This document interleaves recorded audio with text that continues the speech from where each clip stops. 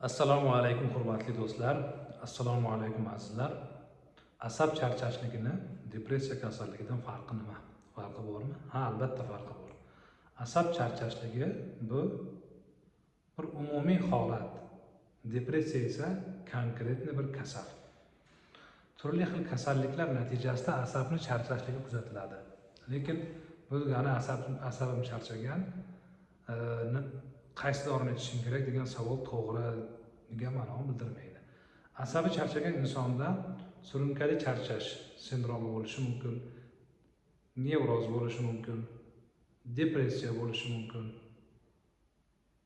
Tushunyapsizmi? Ba'zi holatlarda bu charchash organik kasalliklar natijasida ham bo'ladi. Depressiyachi? Depressiya konkret bir kasallikning nomi.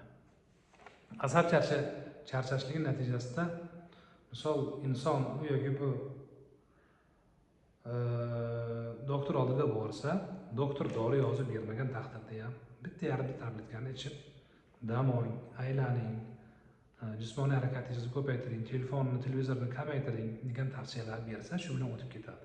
Lekin depressiya o'zingga olma, yaxshi bo'lib ketasan, ko'proq jismoniy harakat qil degan tavsiyalar natijasida o'tib ketmaydi. Depressiya konkret bir kasallikdir. Rahmat.